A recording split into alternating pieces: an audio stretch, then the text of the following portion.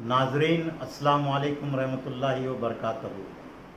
Law commission of India ने 4 जून को अवाम के नाम नोटिस जारी करते हुए मुल्क में एक्सां सिविल कोड को लागू करने के सिलसिले में राय तलब की है और जवाब दाखिल करने के लिए 4 जुलाई आखिरी तारीख मुकर्रर की गई है। मुल्क में मुस्लिम पर्सनल लॉ के तहफ़्फ़ुज़ को यकीनी बनाना और मुस्लिम पर्सनल लॉ को मुतासिर करने वाले किसी भी कानून को रोकना all India Muslim personal law board के बुनियादी मकासद में से है। इसमें कोई दो राय नहीं कि all India Muslim personal law board अपने क़याम से ही यूनिफॉर्म सिविल कोड एक्सां सिविल कोड की मुखालिफत करता रहा है। 2018 में भी लॉ कमीशन ने एक्सां सिविल कोड को लागू करने के सिलसिले में राय तलब की थी। All India Muslim personal law board ने उसका तफसीली और मुदल्लल जवाब दाखिल किया था, जिसका खुलासा ये था कि एक्सां सिविल कोड दस्तूर हिंद की रूह के ख़िलाफ़ है। इसका निफाज मुल्क के मफाद में नहीं है, बल्कि इससे नुकसानात का अंदेशा बहुत ज़्यादा है। All India Muslim personal law board के एक वफद ने बिल मुशाफा लॉ कमीशन के सामने उस वक्त अपने दलाइल रखे थे और बड़ी हद तक कमीशन ने उसे कबूल करते हुए ऐलान किया था कि फ़िलहाल एक्सां सिविल कोड की ज़रूरत नहीं है। लेकिन लॉ कमीशन ने 14 जून 2023 को फिर नोटिस जारी करते हुए एक्सां सिविल कोड लागू करने के बारे में राय पूछी है। All India Muslim personal law board ने इस सिलसिले में लॉ कमीशन को मकतूब लिखते हुए नाराज़गी जाहिर की कि ऐसे अहम मसले पर राय देने के लिए सिर्फ 1 माह की मुद्दत रखी गई है। All India Muslim personal law board इस मुद्दत को बढ़ाकर कम से कम 6 माह करने का मुतालबा किया था, लेकिन लॉ कमीशन ने मुद्दत में इजाफा नहीं किया है। All India Muslim personal law board ने मुल्क के मशहूर और माहिर कानूनदानों के साथ एक्सां सिविल कोड लागू करने की मुखालिफत में लॉ कमीशन को जवाब दाखिल करने के सिलसिले में मुशावरत करके तफसीली जवाब भी मुरत्तिब किया है, जो तकरीबन 100 सफ़ात पर मुश्तमिल है, जिसमें एक्सां सिविल कोड के तमाम पहलुओं को वाज़े करते हुए एक्सां सिविल कोड को लागू करने से मुल्क के इत्तेहाद और मुल्क के जमहूरी ढांचे को पहुंचने वाले इम्कानी नुकसानात को पेश किया है। अलावा इसके मुस्लिम पर्सनल लॉ बोर्ड के ज़िम्मेदारान एक्सां सिविल कोड के निफाज के ख़िलाफ़ राय आम्मा हमवार करने के लिए मुख्तलिफ अक़लियती नुमाइंदों, क़बाइली क़ायदीन, अपोजिशन लीडरों, सेकुलर जहन अक्सरियती फ़िरक़े के सियासी और समाजी लीडरों से भी मुलाक़ातें कर रहे हैं और ये मुलाक़ातें नतीजा ख़ेज़ साबित हो रही हैं। अनक़रीब all India Muslim personal law board का एक नुमाइंदा वफ़द जो तमाम मजहबी और मिली तंजीमों पर मुश्तमिल होगा, एक्सां सिविल कोड के निफाज के ख़िलाफ़ लॉ कमीशन के चेयरमैन से भी बिल मुशाफा मुलाकात करके सूरत हाल को वाज़ेह करने की कोशिश करेगा। चूँकि लॉ कमीशन ने एक्सां सिविल कोड को लागू करने के लिए अवाम से राय तलब की है, इसलिए तमाम मुसलमानों को भी एक्सां सिविल कोड की मुखालिफत में आगे आना चाहिए। जाहिर है ये एक इंतखाबी हरबा है और 2024 के इलेक्शन के पेश नज़र एक्सां सिविल कोड के निफाज के हसास मसले पर सियासी रोटियां भी सेकी जाएंगी। तशवीशनाक बात यह है कि कई तंजीमें हरकत में आ चुकी हैं जो एक्सां सिविल कोड के निफाज की तायद में लॉ कमीशन को खतूत और ईमेल भेजने की सरगर्म मुहिम चला रही हैं। ऐसे में हमारी जिम्मेदारी बनती है कि हम भी एक्सां सिविल कोड की मुखालिफत में अवामी तहरीक का हिस्सा बने। इनफरादी तौर पर और इदारों तंजीमों की जानिब से एक्सान सिविल कोड की मुखालिफत में लॉ कमीशन को ज़्यादा से ज़्यादा खतूत और ईमेल रवाना किए जाएँ। आमतुल मुस्लिमीन अपने अपने मोबाइल फ़ोन के ज़रिए और तंजीमें इदारे अपने लेटर हेड्स पर लॉ कमीशन को एतराज़ात ईमेल करें। All India Muslim personal law board ने एक्सान सिविल कोड के बारे में मुसलमानों का मौक़िफ़ ज़ाहिर करने के लिए एक मुख्तसर नोट भी मुरत्तिब किया है, जो उर्दू और अंग्रेज़ी में लॉ कमीशन को भेजा जा सकता है।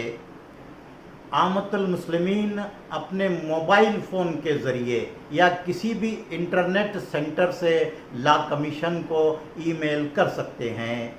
यही नोट इदारों और तंजीमों के ज़िम्मेदारान भी अपने अपने लेटर हेड्स पर लॉ कमीशन को मेल कर सकते हैं। हम स्क्रीन पर लॉ कमीशन का ईमेल एड्रेस भी दिखा रहे हैं। लॉ कमीशन के साथ साथ all India Muslim personal law board को भी एक कापी ईमेल करने की अपील की गई है, ताकि शुमार किया जा सके कि मुल्क भर से एक्सान सिविल कोड की मुखालिफत में कितने खतूत, कितने मेल लॉ कमीशन को रवाना किए गए। मुस्लिम पर्सनल लॉ बोर्ड का ईमेल एड्रेस भी स्क्रीन पर दिखाया जा रहा है। नाजरीन और आमतुल मुस्लिमीन, गुलबर्गा एक मिल्ली शहर है। हर मिल्ली तहरीक, हर मिल्ली मुहिम को गुलबर्गा से हमेशा गैर मामूली तक़वियत मिलती रही है, लेकिन एक्सान सिविल कोड की मुखालिफत में गुलबर्गा में जैसा सरगर्म माहौल देखा जाना चाहिए था, वो दिखाई नहीं दे रहा है। ताहम चंद एक तंजीमें गुलबर्गा में इस सिलसिले में काम कर रही हैं। गुलबर्गा शहर और ताल्लुकात की तमाम मजहबी मिली तंजीमों, इदारों को फौरी हरकत में आना चाहिए। तमाम आइम्मा कराम को चाहिए कि नमाज ईद-उल अज़हा और जुमा के मौके पर खिताबात में एक्सान सिविल कोड के निफाज के क्या ख़तरनाक अज़ाइम हैं, एक्सान सिविल कोड के निफाज से मुसलमानों के मिली तशक्कुस को लाहक होने वाले ख़तरात से आगाह करें और इसकी मुखालिफत में लॉ कमीशन को मेल, खतूत, एतराज़ात रवाना करने की तवज्जो दिलाएँ। उलमाए कराम को भी इस हसास मसले पर आमतुल मुस्लिमीन में बेदारी लाने के लिए कलीदी रोल अदा करना चाहिए। सियासी, समाजी कारकुनान, कायदीन का भी इसमें बड़ा रोल हो सकता है। वोटर आईडी कार्ड बनाने के लिए जिस तरह खुसूसी कैंप्स लगाए जाते हैं, एक्सान सिविल कोड की मुखालिफत में लॉ कमीशन को एतराज़ात, खतूत, ईमेल रवाना करने के लिए भी वैसे ही कैंप लगाए जा सकते हैं। इस सिलसिले में तमाम तंजीमों, इदारों को और सियासी समाजी कारकुनान और कायदीन को पहल करने की ज़रूरत है। गुलबर्गा में असम्बली इलेक्शन से कबल जिस तरह की सरगर्मियाँ देखी गई, उसी तरह की सरगर्मियाँ एक्सान सिविल कोड की मुखालिफत में भी दिखाने की ज़रूरत है। वो सरगर्मियाँ सियासी ज़रूरत के तहत की गई और एक्सान सिविल कोड की मुखालिफत में सरगर्मियाँ दिखाना हमारी दीनी ज़रूरत है। एक्सान सिविल कोड के निफाज पर एतराज़ात दाखिल करने के लिए all India Muslim personal law board ने जो मुख्तसर नोट जारी किया है वो इस तरह है। एक्सान सिविल कोड के निफाज से हमारे मुल्क की तकसीरी साख्त और तनो कमज़ोर होगा और ये आइन में दी गई मजहबी आज़ादी के मुनाफी होगा, खिलाफ होगा। इससे मुल्क को कोई फ़ायदा नहीं होगा, बल्कि कौमी इत्तिहाद को नुकसान पहुँचेगा। इसलिए एक्सान सिविल कोड को बिल्कुल नाफिज नहीं किया जाना चाहिए और बेहतर होगा कि आइन दस्तूर के रहनुमा उसूलों की दफ़ा 44 को हज़फ किया जाए। एक्सान सिविल कोड के निफाज के ख़िलाफ़ लॉ कमीशन को एतराज़ात किस तरह रवाना किए जाएं, आइए हम आपको बताते हैं। लॉ कमीशन ऑफ इंडिया ने एक नोटिफिकेशन जारी किया है यूनिफॉर्म सिविल कोड के सर्वे के लिए। आपने सोशल मीडिया पे देखा होगा, व्हाट्सएप पे देखा होगा, या बहुत सारे न्यूज़ चैनल पे ये बता रहा है कि ये नोटिफिकेशन आ गया है कि यूनिफॉर्म सिविल कोड के सर्वे के लिए। तो मैं पहले आपको शॉर्ट में बताता हूँ कि यूनिफॉर्म सिविल कोड क्या है। यूनिफॉर्म, जैसे कि आप इंडिया में जानते हैं, बहुत सारे रिलीजियस हैं, हिंदू है, मुस्लिम है, क्रिश्चियन, सिख, ईसाई, बहुत से हैं, तो अपने पर्सनल लॉ फॉलो करते हैं। जैसे मुस्लिम है तो अपने पर्सनल लॉ के तहत शादी करते हैं, उसी तरह से तलाक देते हैं, उसी तरह से मेंटेनेंस करते हैं, उसी तरह से और प्रैक्टिस करते हैं। जैसे हिंदू हैं, उनका एक लॉ है पर्सनल लॉ, तो उसी तरह से वो शादी ब्याह करते हैं, तलाक करते हैं, तो ये सब अपने अपने तरीके फॉलो करते हैं। तो यूनिफॉर्म सिविल कोड क्या करना चाह रहा है कि ये सब लॉ को मिटाना चाह रहा है और मिटा के एक लॉ लाना चाह रहा है, एक लॉ जिसे आप सब फॉलो करेंगे। इसके अंदर ना मुसलमान का लॉ चलेगा, ना क्रिश्चियन का, ना हिंदू का। तो इससे मैं किसी एक पर्टिकुलर रिलीजियस की बात नहीं कर रहा हूँ, यहाँ पे सब जितने भी रिलीजियस हैं उनके पर्सनल लॉ कॉन्फ्लिक्ट होंगे। जब आप सबके रिलीजियस को आप मिला के एक लॉ बनाने की कोशिश करेंगे तो वहाँ पे तो कॉन्फ्लिक्ट होगा ही होगा। तो ये आप नोटिफिकेशन यहाँ पे आया है, तो अब इसको आप करना क्या है, यहाँ से आपको किस तरह से आपका व्यू पेश करना है लॉ कमीशन के सामने। तो आप अपने मोबाइल में जाइए और प्लीज़ अगर आपको नहीं आता है तो आप किसी जानने वाले के पास जाइए जो ये करना जानता है, आपके दोस्त के पास, आपके भाई के पास, रिश्तेदार के पास, जिसके पास भी आपको जाना है जाइए, उससे कहिए कि ये काम उसको करके दें। मैं आपको सिंपल तरीके से बताऊँगा किस तरह से करना है। तो अपने मोबाइल में कौन सा भी ब्राउज़र ओपन कीजिए और गूगल ओपन कीजिए। गूगल में लिखिए लॉ कमीशन ऑफ इंडिया, ठीक है, ये टाइप कीजिए, ये ओपन कीजिए और ये फर्स्ट लिंक आएगा, ये ऑफिशियल लिंक है लॉ कमीशन ऑफ इंडिया, और तो ये ओपन कर लीजिए, ठीक है। तो आपको होम पेज पे ही दिख जाएगा कि न्यू नोटिफिकेशन क्या है। यहाँ पे न्यू नोटिफिकेशन है कि यूनिफॉर्म सिविल कोड।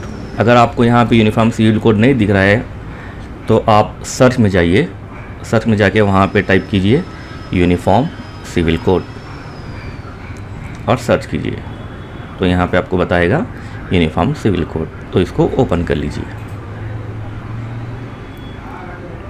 ठीक है। यहाँ पे ये बताएगा, डिटेल बताएगा कि कब से सर्वे चालू है, कब से आपकी ओपिनियन ली जा रही है, और स्टार्टिंग डेट, एंड डेट, और किस तरह से करना है।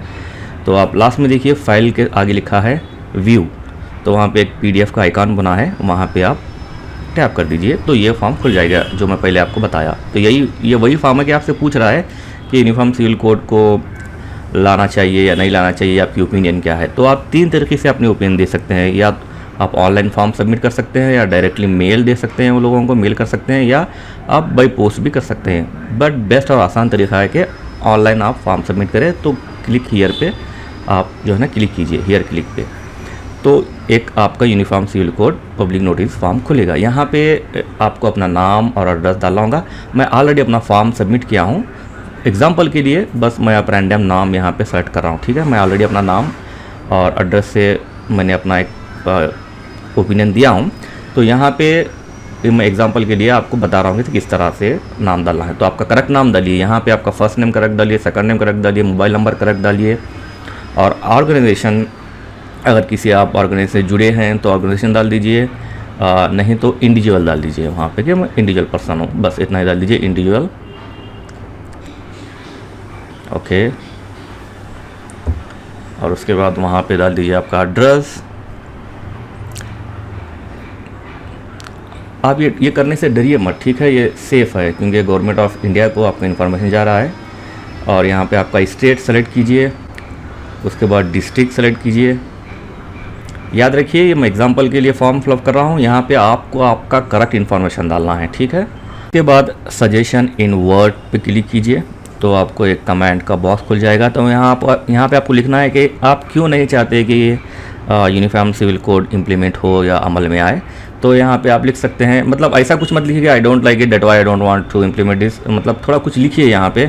जैसे कि सिंपल वर्ड में आप लिख सकते हैं कि I am not in favour of uniform civil code and also I am not favour in the one nation one civil code. ये लिख के आप सबमिट कर सकते हैं, या इससे बेहतर भी आप लिखिए, जितना आपको बेहतर लिखने आता है उतना बेहतर लिखिए, क्योंकि ये आपके सजेशन जा रहे हैं लॉ कमीशन ऑफ इंडिया को। तो अच्छे से लिखिए, अच्छे वर्ड में लिखिए, प्रॉपर वर्ड में लिखिए कि उनको भी पता चले कि कोई एजुकेटेड पर्सन लिख रहा है, ठीक है। तो यहाँ पे मैंने कुछ पॉइंट्स निकाले हैं, जो पॉइंट्स आप वीडियो पॉज करके यही पॉइंट्स वहाँ पे टाइप कर सकते हैं। जैसे कि सेकंड पॉइंट है uniform civil code directly attack and conflict the article 25 to 30, there is freedom of religious and protect to religious practice. तो हो सकता है ये लॉ आने के बाद जो अपने फ्रीडम ऑफ रिलीजियस है वो ख़त्म हो जाए। या थर्ड पॉइंट भी लिख सकते हैं, I am not in favour of UCC मतलब uniform law commission because it determine the rights of religious and culture of minority. So इससे अफेक्ट होगा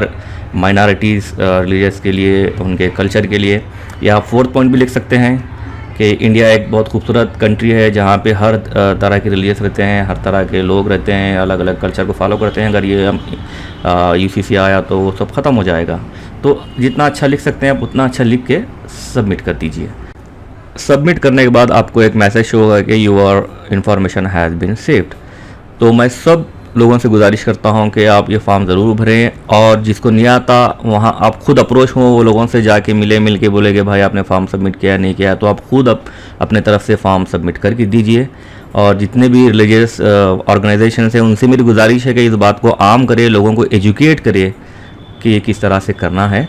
और ये कोई पर्टिकुलर रिलीजियस के लिए नहीं है, इससे हिंदू भी परेशान होंगे, मुसलमान भी परेशान होंगे, क्योंकि देखिए डिफरेंट टाइप के लोग कल्चर और रिलीजियस एक्टिविटीज़ फॉलो करते हैं। तब एक प्लेटफॉर्म पे जब सबको लाया जाएगा तो वहाँ पे कॉन्फ्लिक्ट होगा, वहाँ पे टकराव होगा, तो इससे किसी का भला नहीं होगा।